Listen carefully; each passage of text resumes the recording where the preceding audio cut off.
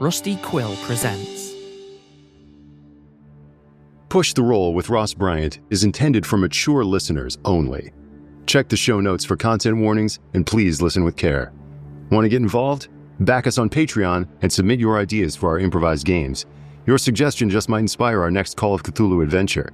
Join today at patreon.com/pushtheroll. We see you, the one behind the camera, making sure the moments that matter get remembered. Shutterfly turns your memories into something that lasts, like photo books that tell your travel stories, photo blankets that feature your favorite cuddle buddies, or a canvas print that brings you back to the moment you said, I do. Big moments or everyday ones, Shutterfly makes it easy to keep them close. Make something that means something. Shutterfly. While every other channel is fighting for your customers' attention, podcasts are where they've already given it. No one accidentally listens to a podcast for 45 minutes. They choose to be here. They trust the voice in their ears, and when that voice talks about your brand, it doesn't sound like advertising. It sounds like a recommendation from a friend. Acast gives you that trust at scale. Digital precision, host-read authenticity, and performance data that proves it worked.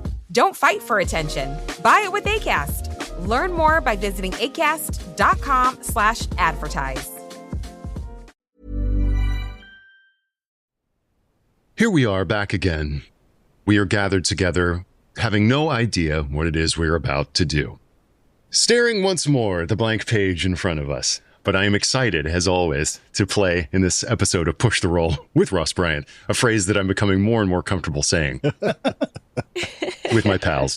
Today I am joined, as always, by Cup. Hi, Ross. I'm so happy to be here. Yes, wonderful. Cup coming in hot from the great state of Texas. I'm also delighted to be joined by Scott Dorward. I am delighted to be here. Gosh, what a vibe of positivity we're already starting with. What a love fest. I wonder how quickly we can wreck that. Yeah, so they're both here. And Paula. It's me. Hello. I'm here also. And I was just recording some episodes of the Good Friends of Jackson Elias podcast that Scott runs and found out that he would be here today and was very, very excited to play with Scott once again. Yes, yes. And I am delighted to be playing a game with you, Paula. Aw, oh my gosh. Wow. This is so nice. Let's not do horror. Should we play something else? Aw, yeah. Let's play a friendship simulator. Wow, friendship. Just the perfect blend ship. When all other friendships have been forgot, ours will still be hot. So it makes sense that we are joined by my friend, Sara Caplan. Woo! Comedian, improviser in exile in the snowy north of Canada. It's lovely to see your face again. It's lovely to see you too, Ross. And you other three, this positive vibe is great. I have no idea what Push the Roll is or what we're about to do. I did skip therapy to be here, so I'm excited for some pro mental health good times. Oh, good. It is. It really is a form of therapy. Yeah, let's work through some stuff. Yep. Great. I'm glad that you've skipped therapy to join us to play a game with a, let's say, a nuanced take on the concept of sanity. Of mental health. I'm ready. I'm ready to roll some dice. But you don't know what you're about to get into. So, Sarah, we're going to play Call of Cthulhu, one of my favorite role-playing games. Now, Sarah and I have played a ton of Dungeons & Dragons together in our home game over the years. But Call of Cthulhu, a little bit different, a little bit more horrific, and the characters that you'll be playing will be a little bit human. Squishier, yes, more fragile. And so let's see who they are. But let's also see where and when they are, because the premise of this show is that our Patreon subscribers submit titles. We roll on a table of those titles to randomly select one. We'll use that to inspire the setting of our game. Now, Sarah, you're our kind of special guest, so I'm going to give you the opportunity to roll a D100 to select a title from off this list. I'm hoping for Johnny Broccoli and the Hamster of Love. we'll make it work. 91. Ooh, 91. Ooh. This is actually from a name that I think it's somebody pretty new because I'm not familiar with the username. How exciting. So this title comes from Winging It Man. And Ooh. Winging It Man submits The Levers That Tilt the World. Ooh. Oh my gosh. Ross is going to hate that. No triangles today. Yeah, we were joking that as I listen back to these, I'm realizing just how malevolent I must find triangles, considering they show up in so many of these. I just want to assure the listeners that this is all part of a master plan and a unified theory of all of these stories. There is a big bad triangle. One day we're going to take 2 weeks off and work on the through line. Just put it all together. Yeah.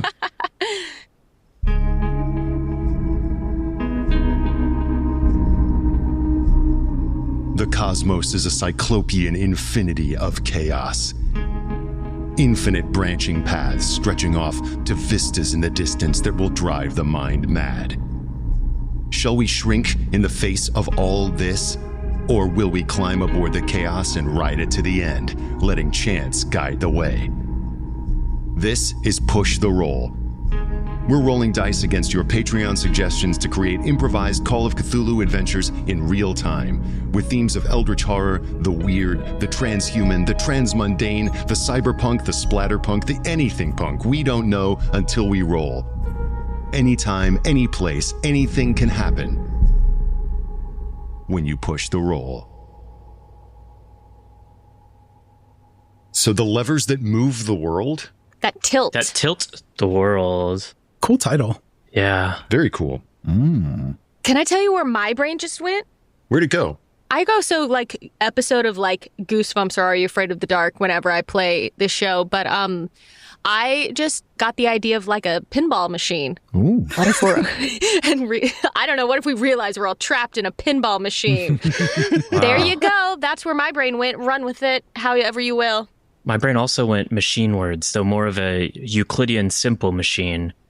Because how does a lever function? Why, it rests upon a fulcrum.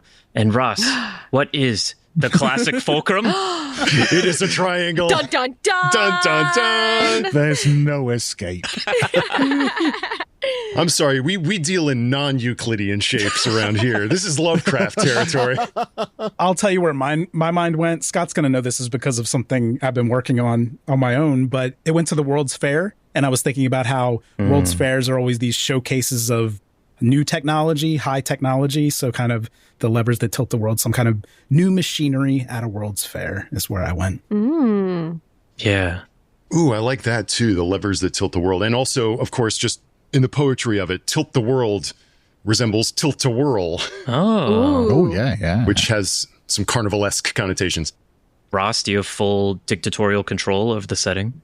He is a tyrant. Yeah, okay. He does. That sounds right. That reminds me of our home game for sure. That's right. And he was just a player? No, he was the GM. Okay. Yeah. Emphasis on master.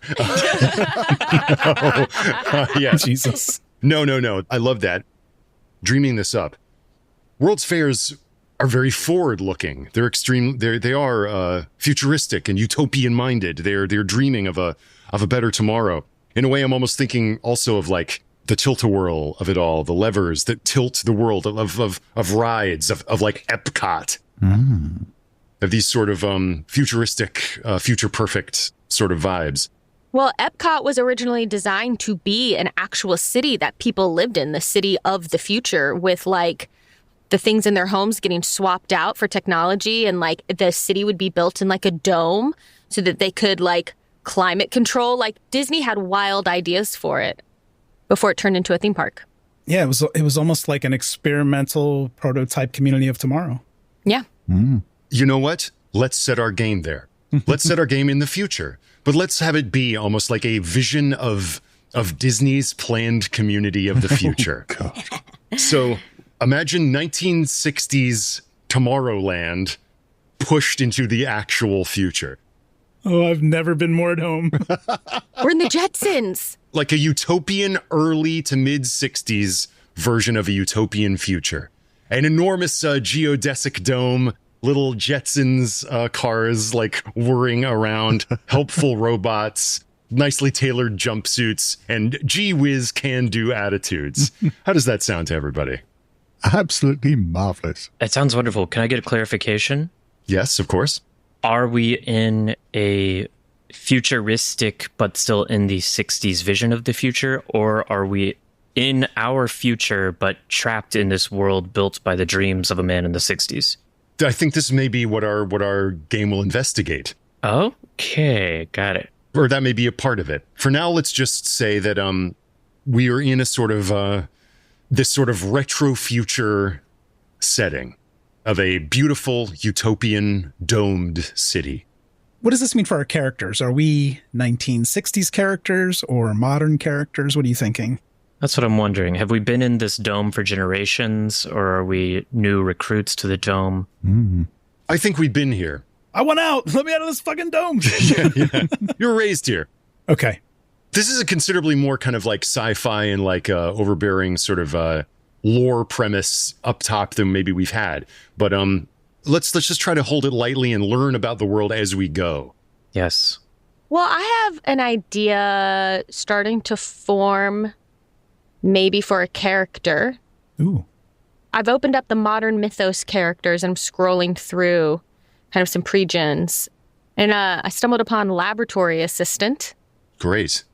Who has skill in houseplant care, which feels very like the home of tomorrow would, of course, have a variety of plants. And maybe we do some, what's it called, when hydroponic, sorts of situations and things. And like when you're going through Epcot in that little orange grove and there's... Yeah. Yeah, I love it. I like a hydroponic botanist or something. Yes, yeah. Like maybe that's her job. That's what she does. She knew perhaps from the moment she was 8 and she got her career assessment in the training facility. And it said, you will be a hydroponic botanist. And that's, of course, then that's what I'm meant to do. So that's what I do. And my name will be, I think it's time as Ross moves away from his tropes, I think it's time for me to re-embrace one of mine. And I think I'll be Holly St. Clair. Oh, yes. A long legacy of St. Clair's. Nice. Holly St. Clair, a hydroponic botanist. Yes, we're in a future with the aesthetics of the utopian mid and early 60s. Can I ask you a setting question, Ross? Yeah. In your head, are we literally at an Epcot? Maybe not official Epcot, but an Epcot. I think what we're in is a city. We're in a city. Here's my main question as I'm thinking through my character. Are people from outside the city coming to tour our world of tomorrow? Ooh. I think there's a monorail system, of course, that connects various other domes. But I would say that that's incredibly, incredibly rare. No one you or anyone you've known has left the dome. And why would you, when all your earthly conveniences and needs are taken care of within its geodesic environs? We haven't named this city yet, but I want to say that as you think of characters, you are all citizens of the dome, workers and officials in some capacity of its community.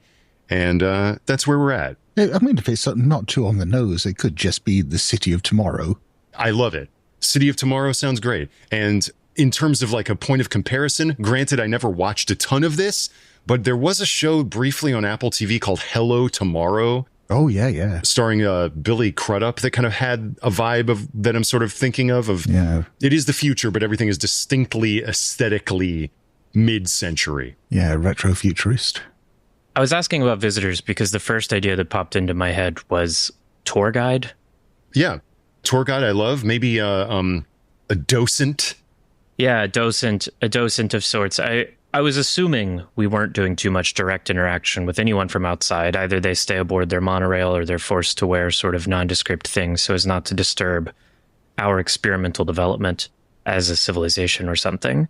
But if it's been generations, either I'll let you kind of tell me cultural, you can guide me here. Either my docent tour guide job could be something that has become almost semi-religious. It is rituals I've learned, scripts I've memorized for visitors who never come. Ooh. Something like that. Oh, yeah. This is sounding almost to me, maybe less visitor, more educator. Maybe you're informing the youth about the brave experiment that is being undertaken. Maybe historian could be a way into this. Okay.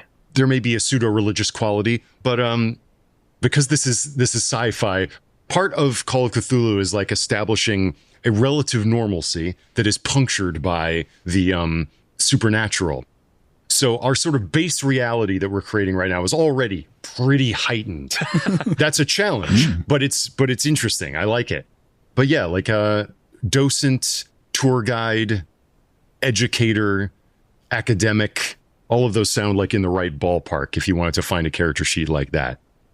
I was thinking in terms of perhaps someone who had worked on the original project, perhaps as a technician, not in a perhaps in a huge capacity, but someone who was there doing a lot of the nuts and bolts stuff, who wasn't necessarily meant to become part of the program, but just sort of stayed, almost a stowaway, and has been here for decades now, and has just forgotten what life outside is like. He's now in his dotage and has sort of just lost himself in the weirdness of this new insular city.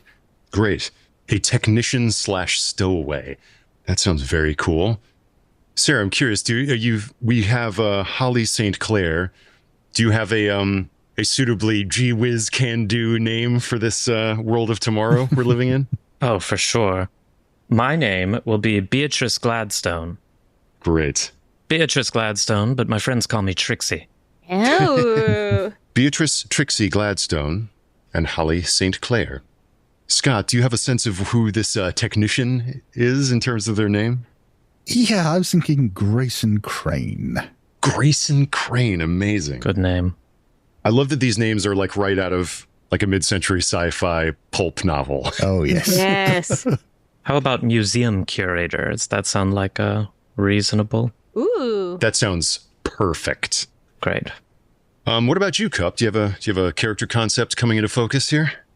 I have a concept. I'm browsing the sheets just to find something that fits best. But I'm going with the name Connie Vale. Conrad Vale, but goes by Connie. Great. And Connie is, I want to say, like a safety marshal, but very specifically tied to the cafeteria sector. So, like, I'm thinking like monitoring not just behavior, but maybe rations, depending on the nature of this world. And always dressed in like a security uniform, powder blue or probably bright orange, I'm imagining. Oh, yes. Has like a retro walkie-talkie clipped to his chest and, carrying around a clipboard, all the things that you would kind of prototypically think about for a safety marshal. Probably has like a thick mustache, mop of brown hair, and I think he's just always tired. I think other people who are around Connie may wonder, like, how long are these shifts? And why don't we see any other safety marshals? And I'll just undo any lore I sort of wondered about. I'll just lean into being a museum curator at the Museum of Tomorrow. I keep it ready in case anyone shows up. You never know. I love the concept of a museum, too, because if you think about, like, at Disneyland today, how dated Tomorrowland is and how 1970s it feels, I could just imagine what this Museum of Tomorrow would look like in this world. Oh, yes, exactly.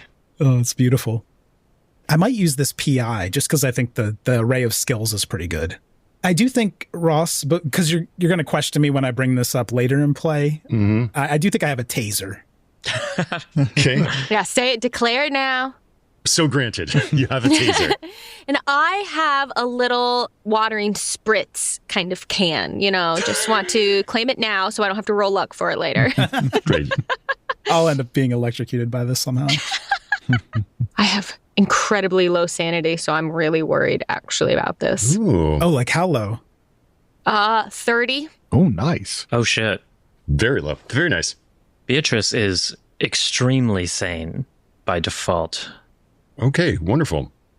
My favorite thing about the character sheet I chose is that the current sanity is lower than the starting sanity. I'm like, what's going on? Something's happened to you. That is very interesting. Picking up this character mid-play. Yeah.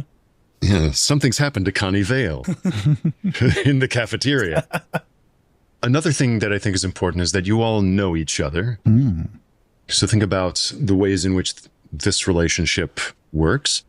And even though Grayson Crane was maybe a stowaway, I would imagine they've been integrated into the community of the city by now. Yes, yeah. Oh, if you're happy with this, Scott, I'm almost thinking like since Connie is the safety marshal at the cafeteria, you're not actually on the roll, but Connie brings you food. Connie sneaks food away for Grayson. Oh, yeah. Yeah, I think Grayson, rather than having one of these fancy or fully automated homes that everyone has, actually just sort of lives in the machinery, perhaps in a shed somewhere, and just every now and then comes out to get food from you. Yes. Amazing. And I think because Holly, is in charge of like the hydroponics area and kind of overseeing the growth of crops in a way, perhaps we interact as well, Holly and Connie, because maybe I'm sometimes delivering or talking with you about food needs for the cafeteria, or, I see you as I interact with that location. That could be one way we know each other as well. Absolutely. I imagine that Connie's list of duties is extremely long, and logistics is probably part of it as well. They keep saying they're going to bring someone in to take on some of these jobs, but they just never show up. Oh, Sarah, if you're happy with this, Beatrice at the Museum of the Future, it could almost be like the land at Epcot where they're trying to figure out the future of farming. Like there's like a little section there that could just kind of integrate Holly and Connie into that scene in some way. Yeah. Yeah, sometimes I come there to interact with that exhibit because, maybe people will come and see it and they need to know about what we're doing here that they could use in their own domes that they live in. For sure. I was imagining the Museum of the Future would have many things. It would have sort of a wing dedicated towards a remembrance of the actual 1960s lifestyle, where we had a fully functioning 1960s home that Trixy might keep trying to convince Grayson to live in. It's right there. No one's using it. I love that. Either that or she has to chase him out every now and then because he's taken up residence. Yeah. Oh, yeah. No, it's not to be touched. Yeah. Surely there's a bust of Grayson in the museum as one of the original Yes. builders. I think she's fully aware of Grayson because, Ross, you can tell me if I've had literally any visitors. I've been working here my whole life. I imagine I've had plenty of time to just read through every record of who's come in and who's left and noted that one man never did leave. Great. Yeah. Sounds like you all are in some way united with your shared secret of the maintenance of the life of Grayson Crane. Yeah. And I do think that children are brought through, Beatrice, every now and then. A school group of youthful, well-scrubbed children comes through to learn about the history of where we've been and the future of what is to come. Wonderful. So are we saying, I'm sorry, just so I'm clear, Grayson is living in the museum? Yes. I think at some point there was perhaps a waxwork of the father figure or even the grandfather figure in this model household. And Grayson's just dumped the dummy somewhere in a corner, has taken its clothes and just, is there as a living exhibit in the in the display. Okay, awesome. I think that's awesome. I love that. I think Trixy also is very down for you to live there. It's real history. Is Grayson living with a family of animatronics? Yes, exactly. Yeah. And it's very much that. Oh my gosh. And this great, big, beautiful tomorrow. Yeah, exactly. Let's start on levers and machinery, cogs and wheels, well-lubricated pistons, hooks and cables, drawing a car along a track, much like perhaps an old carnival dark ride from years, decades, centuries ago. A group of small children are seated in this car, let's say 15 to 20 of them, all in seats that seem to rotate on little axes on this car, facing them towards dioramas of the world, rocking them back to look at a image of the night sky projected above, and you're hearing a taped voice on two wheels of analog audio tape.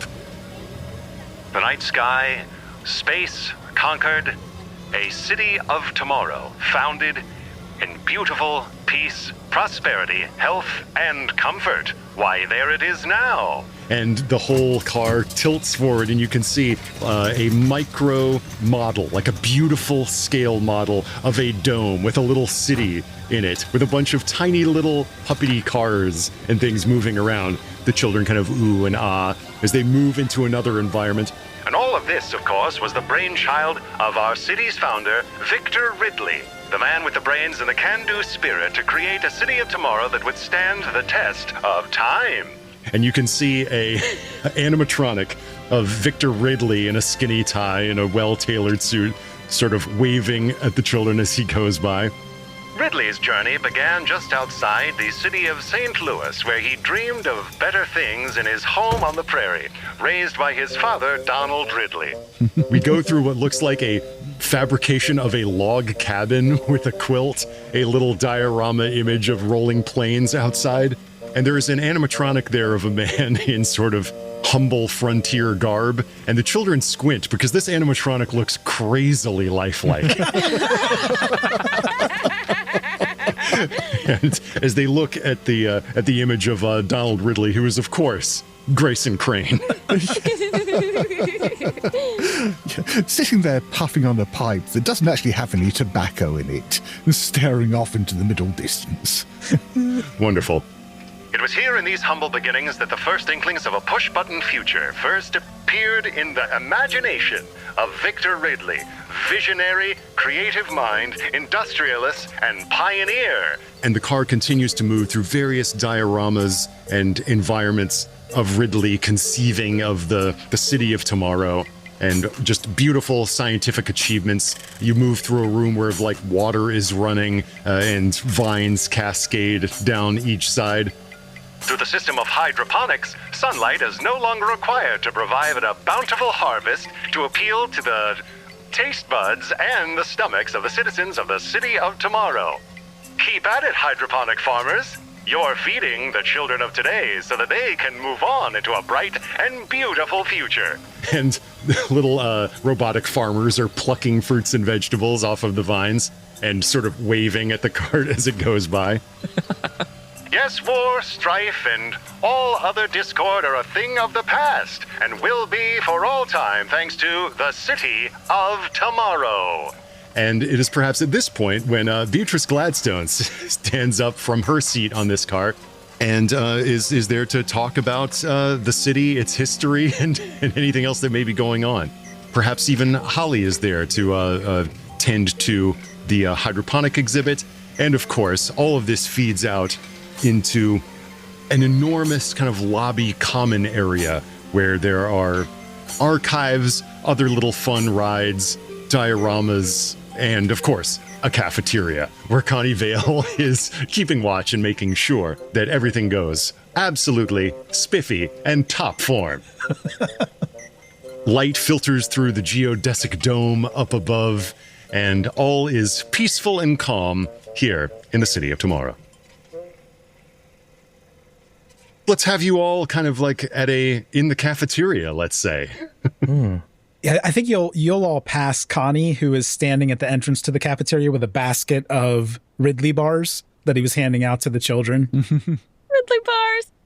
What's a Ridley bar made up of? Ooh. Is it like granola? Is it chocolate? Is it... That's a secret for only Ridley to know. Ah. Yeah, something nougat-like, I think, would be in the filling, yeah. Wow, secret nougat. It's got the protein that makes kids like me grow, says a kid as he takes a Ridley bar out of your hand. Now, children, make sure you only take one each. And of course, don't spread these around too much at home. We can't have the technologies of tomorrow infesting your world of yesterday. That's right. We're the children of tomorrow. Excelsior, they say as they run through this sort of bustling lobby area, Ridley bars in hand. These are children from the world of tomorrow, or are these outsiders? I want to say, just to nail this down, there are no outsiders. Yeah, okay. This is a fully contained community. There is a monorail that helps to connect the city council to other planned communities that the city is connected to. But There's almost no intercity commerce. The whole purpose of the City of Tomorrow is that it's completely self-sustaining. A little domed-in Eden here, all produced by the visionary can-do spirit of Victor Ridley, whose statue is everywhere. There's a huge painting of Victor Ridley smiling out at you over this big lobby area, and there's even like an animatronic of him waving at passersby. If you're all in this cafeteria zone, robots sort of trundle by on their rollers with cafeteria trays, bringing them back to be washed. I think Holly will pull from one of these trays of food. Holly will pull a bowl of salad off and kind of start digging through it, like inspecting it.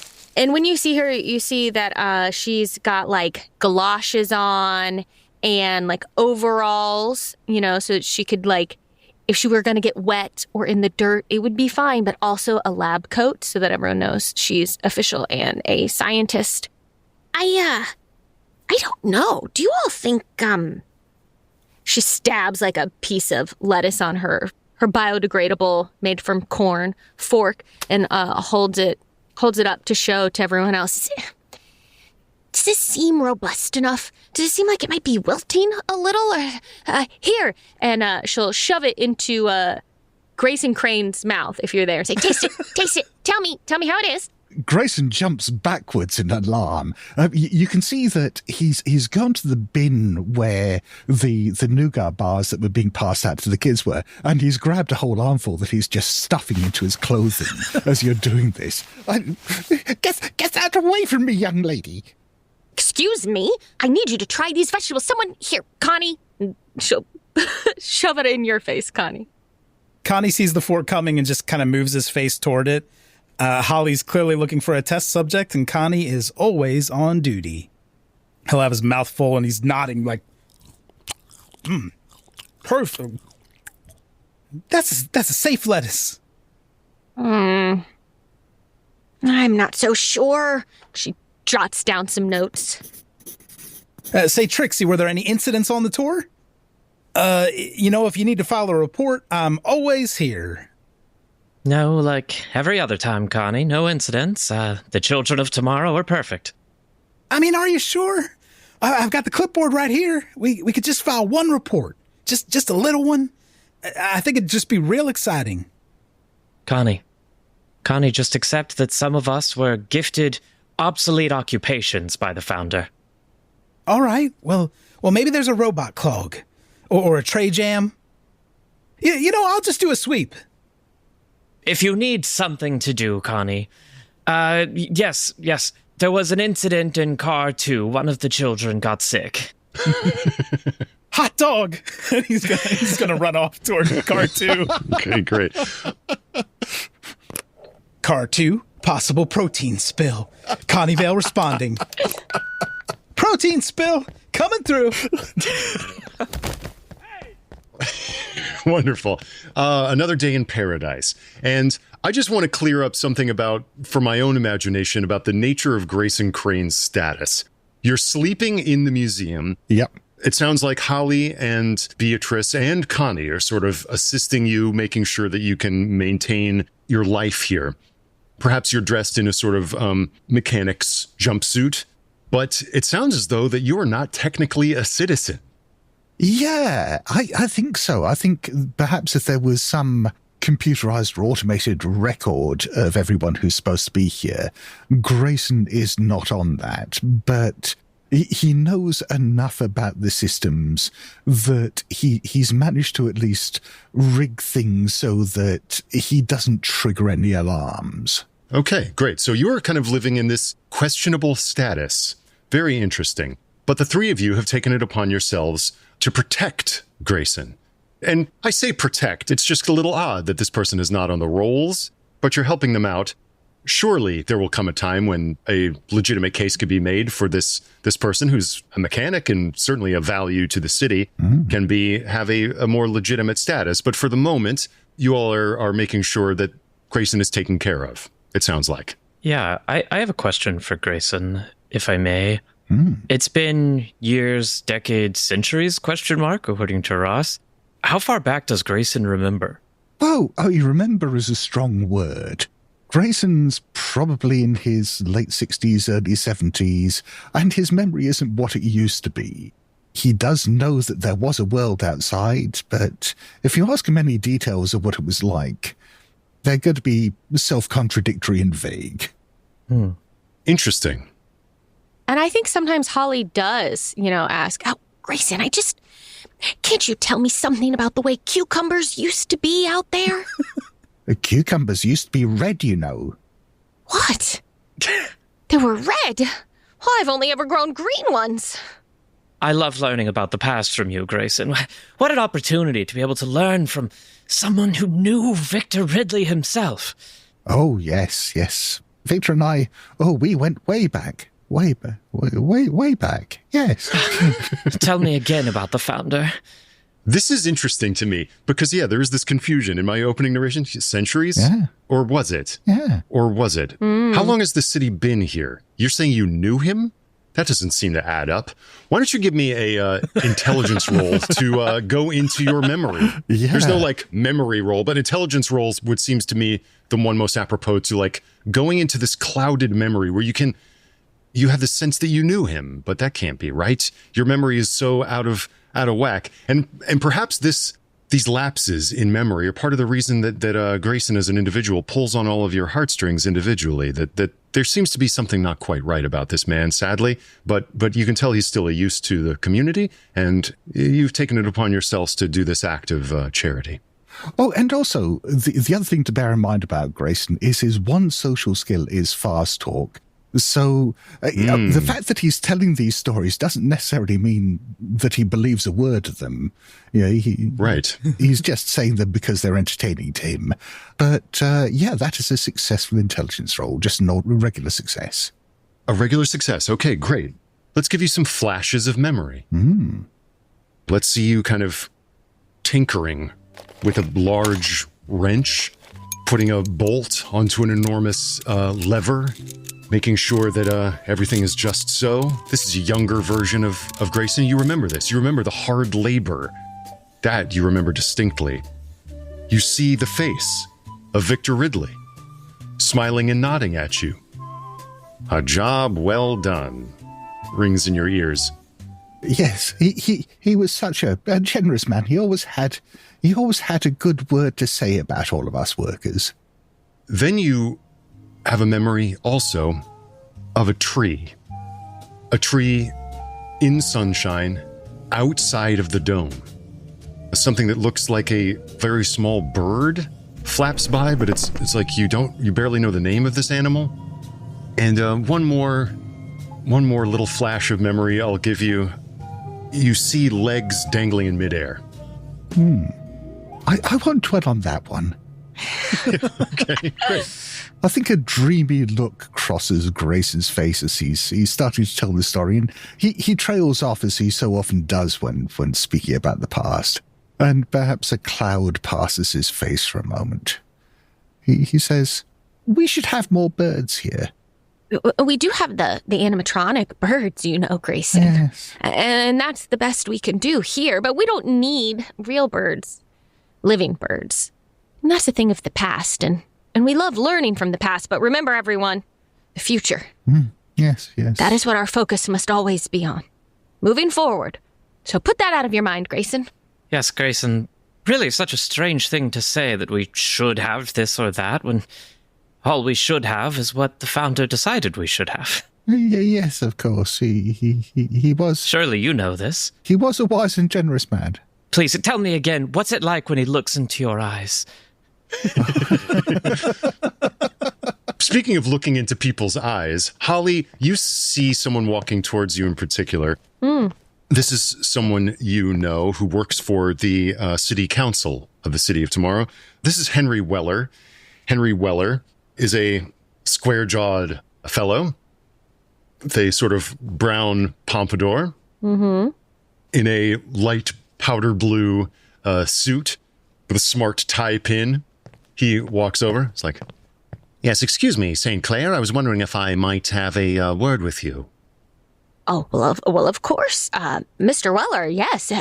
Anytime. Should we step aside over here? do we need to go back to your office? Oh, well, we can have a little conference here. No need to go all the way back to City Hall. And he pulls you aside, and maybe you walk across the this sort of lobby cafeteria zone and into a... Kind of squelching in my galoshes. Yeah, great. Squelching in my galoshes across the way. I'm just always a little bit damp. You get into a glass elevator that begins to go up, and you can now see the whole lobby area descend beneath you. The lattice work of the girders of this space kind of parallax all around you as you go up. I've been looking over some of the production numbers of the hydroponic farm. Holly? Oh, yes. I'm sorry, may I, Holly? Oh, of course. I'm Henry. She'll kind of adjust her glasses. Are you in charge of the accounting of the output and exactly what makes it to the cafeteria and to the various grocery outlets throughout the city? Well, as you know, since the former head of the lab passed, and they keep saying they're going to send me someone new to take on some of those responsibilities, and yet no one ever arrives. And so I have been taking that on recently, yes. So I'm sure I can address your concerns directly. Oh, well, wonderful. The elevator doors kind of open up, and he's just kind of doing a walk and talk with you. Mm-hmm. You're like walking across a catwalk. There's a big sculpture mobile in this room that's just dangling and moving in a circle. It looks like a bunch of enormous Tinker toys. It's only that we're beginning to notice a pattern of discrepancy, Holly, and I wouldn't want this to come back on you. I am curious because it seems as though some of the harvest is not making it onto store shelves or into the various cafeterias. I'm starting to wonder if someone isn't skimming off the top. Oh, well, you know that, as much as we have automated our facilities and worked hard to make sure that every plant grows to its utmost level of quality, this is still one of the most natural parts of our life here. And sometimes vegetation just doesn't grow. Produce just doesn't produce. And so sometimes they aren't of the quality to pass on to the cafeteria and the store shelves, and as such is a bit of a loss. Yes, of course. You're moving now into another room. You could see a group of children through a giant plexiglass window, all have big, chunky headphones on, and they all seem to be listening to the same cassette tape that's being played by a teacher at the front of the room, and they're all nodding and speaking in unison as you walk past. Yes, it's only that if these sort of discrepancies continue, I don't know if the point at issue is at the point of production. It seems to be in between delivery and production. Now, the council is beginning... Excuse me, are you accusing me, Henry, Mr. Weller, of lying to you just now? I'm not accusing you of anything, Holly, and certainly I wouldn't accuse you of anything such as that. I know that you're extremely skilled in what you do, and you understand better than anyone. All I have trained since I was 8 years old and assigned to this position, you know that. That's why I've come to you. Not to accuse you of anything, but to just bring something to your attention. The council knows the caloric needs of the citizenry at large of the city and of the citizens individually, and we like to make sure that they can always drink from the horn of plenty, as it were. We're not in the business of keeping anyone on a strict diet, Lord knows. I myself had a wonderful breakfast of gelatin and grapefruit juice. Yes, it is very filling, very nutritional. Yes. But people will begin to wonder, and there is the question of whether or not there are people within the city who are not fulfilling the obligations of the citizenry. You don't happen to know anyone like that, do you? You don't know anyone to whom the caloric benefits of our city are being diverted? My good man. Of course, if I knew anyone like that, of course I would report it. As you know, no new people have come in. You know everyone who is here. You know them all. And I have no explanation for the missing produce, I suppose, if it is not just growth loss. And that is all I know. I will look into it more closely. I will see if I can oversee the delivery process more astutely to keep these things from happening. Wonderful. At this point, you're stepping into like a little like mini funicular. The two of you walk into this little orbular case on a cable that is now descending down the outside of the museum. It's like, yes.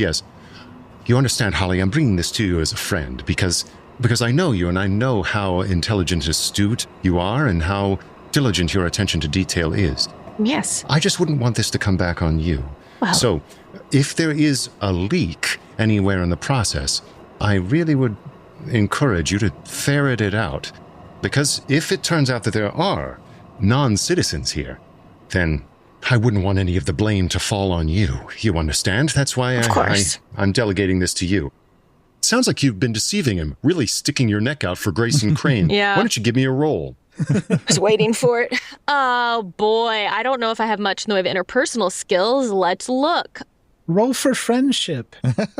I have a 5 in fast talk, so let's see if I have something better than that. I have a 10 in persuade. Oh, boy. I have just... This is not going to go well, is it? Is there literally anything I can parlay? I have chosen wisely. This is great. I'm glad I peeled you off. You're more used to talking to plants. Oh, yes, indeed. No charm or anything? My charm is base as well, 15, but that is the highest I got. All of my stats were in science. Look, I'm really good at chemistry, biology, and physics. Okay, but I have so much luck. What are you rolling? Charm, which I have a 15 in. Great. I rolled a 67. Okay. I think what is true to the character, the build of this character, is that she's just bad at lying. Mm-hmm. I don't think it makes sense to even try to push it. It's too much luck to spend. I think the dice are telling this story, and this is it. He can see through what she's saying. But I think that the role also means, if we're playing true to this little scenario, that you see absolutely nothing in the face, in the eyes of Henry Wellers. He's like, wonderful. I knew that I could trust you. Yes, of course. Always, you know? And as soon as he goes, assuming he's going, I mean, Holly does like the most subtle as she can, which isn't that subtle, like speed walk back inside to her friends. Trixy, is there a place we could speak, you and me and Connie and anyone else that is just a private area? I'm just imagining Grayson still sitting there at the table, and there is now this pile of empty Ridley bar wrappers in front of him. I see them and my eyes go wide. I'm like, burn. We need to burn those. We need to burn those right now. Burn them. Put them in the incinerator. I'll take those. They're biodegradable. And I take them and I shove them into my pocket. I suppose if you needed somewhere that were perfectly quiet, we could go into the model of the founder's sensory deprivation chamber. Oh, yes, that will be perfect. I would love a tour. I'd say loudly, I would love a tour of the model of the sensory deprivation system. Connie? Well... And anyone else would like to come with me? I find that genuinely exciting. We should all go. It's amazing how many ideas that Professor Ridley was only able to have when accompanied by the complete silence and darkness. No distractions from his own genius, you see. When a man as great as he is allowed to simply revel and stew, steep, germinate, and the purity of his own ideation, it's the wonders that emerge. Oh, here it is. Wonderful. You've moved throughout this conversation out of the cafeteria back into the sort of environments of this edutational museum complex. But you're an employee, Beatrice. I think maybe you're taking them sort of the back way through hallways that are a little less done up with interpretive materials. It's like those videos where you see Space Mountain with the lights turned on, and there's latticework scaffolding girders, and you occasionally duck under low ceilings as you're making your way towards this sensory depth area. I think they passed Connie at the incinerator. He inspected car 2 and didn't find any vomit. Yes. Oh, that's right. And then because the report already kind of started to exist in his heart, he threw up in the car himself. Oh my gosh, of course he did, Cup.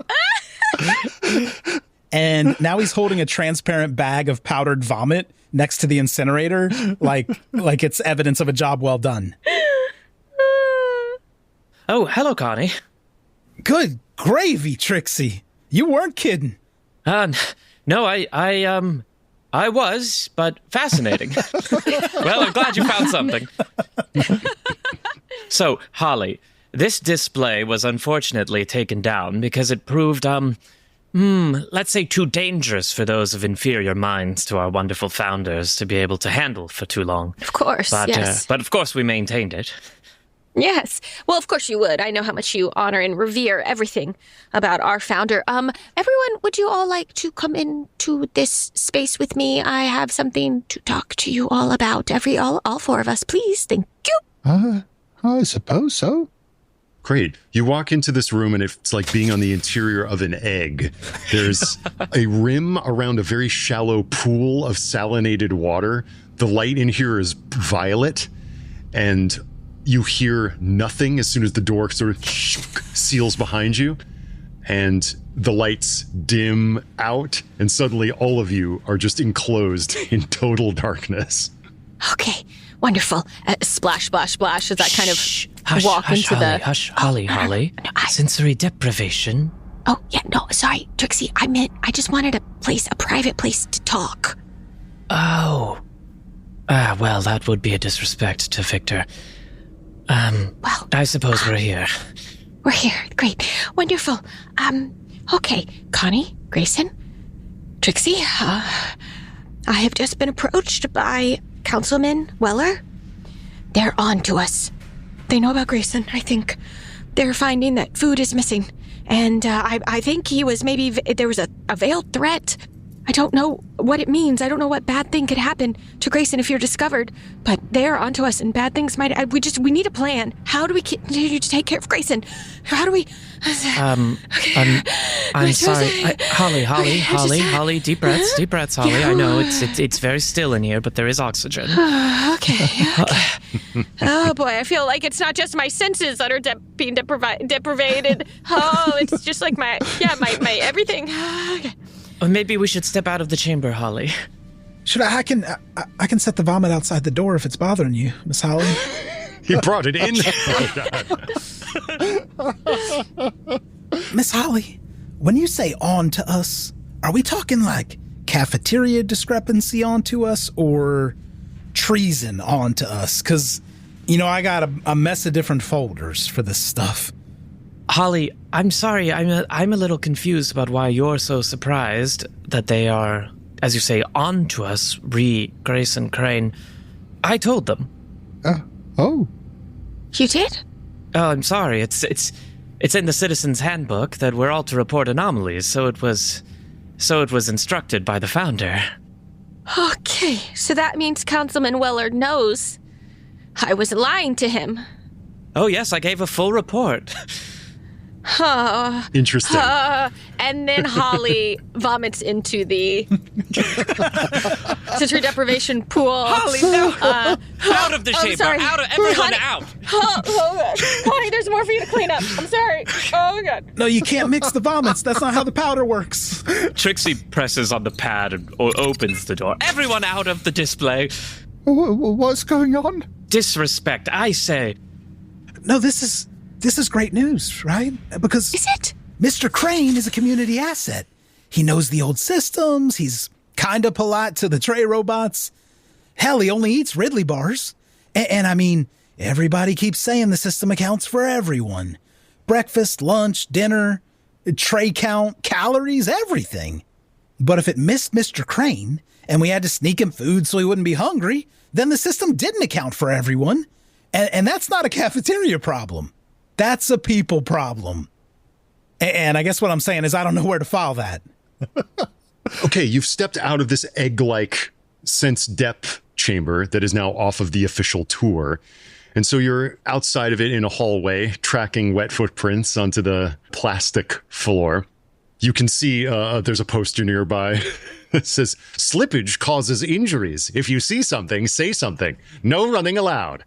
Oh, that poster's one of mine. I mean, not the design, not the font, but, just the concern. Yes. 1 second, Holly. Let me call this in. No, wait, no, stop. What? Beatrice. Yes. I don't think that we should call it in. The way this was presented to me by Councilman Weller was that there was something wrong with Grayson being here. I'm sorry, Grayson. No, I'm not supposed to be here. And I know we all want to protect our friend. No, Holly, I meant our wet footprints. We don't want someone breaking an arm for no reason in the back channels. Well, I could do it. I could mop it up.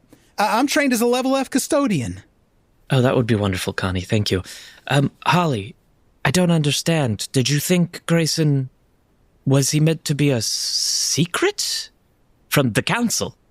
Well, yes. Right? Don't you think, Grayson? Don't you feel like a secret? I've put in an awful lot of work into hiding my presence here, yes. I didn't think to actually ask anyone not to say anything, but, well, that's on me. No, I'm so sorry. This is on me. Of course I should have asked your permission. I just... Normally, any anomaly, it gets reported. We are to report it to the council, but of course you knew Mr. Ridley himself, so surely you know things I don't. I'm so sorry, Master Crane. I didn't. No. I didn't ask. It's quite all right. It's quite all right. You hear footsteps coming down the corridor. Shunk. Oh, I'm sorry. We should probably present ourselves. Should we hide, Grayson? Grayson, do you want to hide? I think Grayson at this stage has actually just automatically gone into hiding mode, and if there's any ducts or machinery or anything like that, he's just squirreling his way into them. It's like, I think, as Holly turns around to say, Grayson, do you want to hide? He's already hiding and out of sight. Oh. Yeah, the footsteps are coming down the hall. You can hear, it sounds as though one leg is being dragged. It's not so much a footstep as it is a limp. Do I, as the curator of this museum, am I aware of anyone who has that particular foot pattern? You are not. Oh, now that's strange.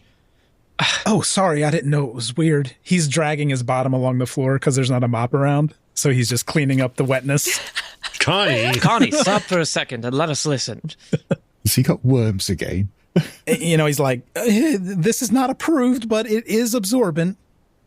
You see a figure, and the sound is of this limping footstep and a low mechanical hum kind of coming towards you down the corridor. Nobody run. Running makes it a chase, according to the handbook. And I don't much like that word in a corridor. Plus, there's a whole mess of rules Ross don't know. I do have electrical repair skill. Could that... I don't know what to parlay that into, but... I would let that be maybe a knowledge roll at this point. Yeah, go give me an electrical repair. Okay, I have a 48 in this, so... I rolled a 42 regular success. You don't know anything about the limp.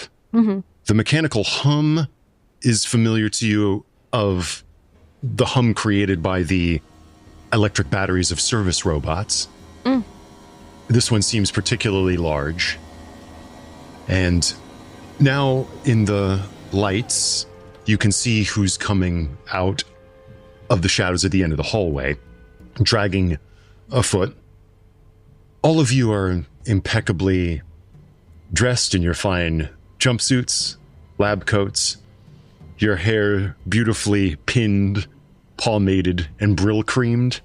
And the man coming to you out of the shadows, and it is a man, is black with grime and soot, a beard matted with sweat on his chin, eyes sunken and bloodshot, his garments torn and frayed.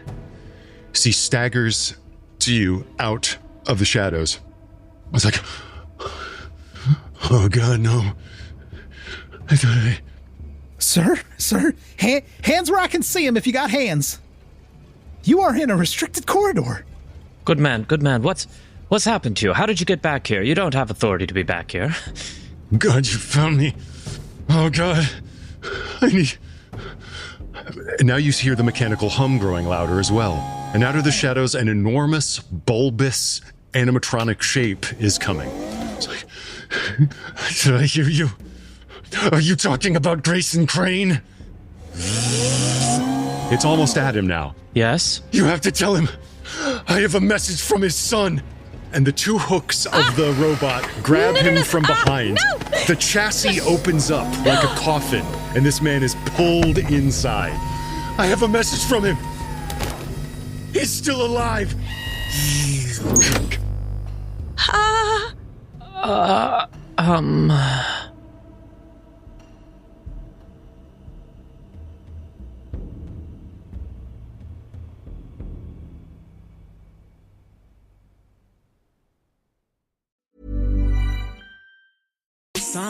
Bryson Tiller presents the Neo Trap Soul Tour live across North America with special guests Majid Jordan, Ty Dolla $ign, and Austin Mills in select cities. Get tickets now at livenation.com.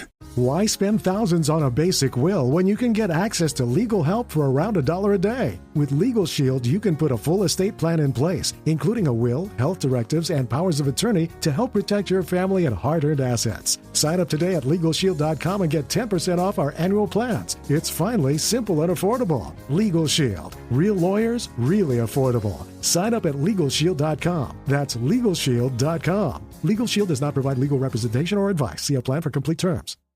Quick question. When was the last time a display ad changed your mind? Now think about the last time a friend told you about something they loved. Different feeling, right? That's how podcast advertising works. A host who's built real trust with their audience talks about your brand in their own words, in their own voice. It doesn't interrupt the experience. It's part of it. With Acast, you can access the world's largest podcast marketplace. Choose the right shows, the right audiences, the right format. Then watch the data tell you it worked. You're not buying impressions. You're buying influence. Learn more by visiting acast.com/advertise. Thanks so much for listening to Push the Roll with Ross Bryant. You can follow me on Instagram at RossBB. And if you enjoyed the show and want to shape future episodes, find us at patreon.com/pushtheroll. Subscribe, submit your title ideas, and help decide where our next roll takes us. Catch you next time.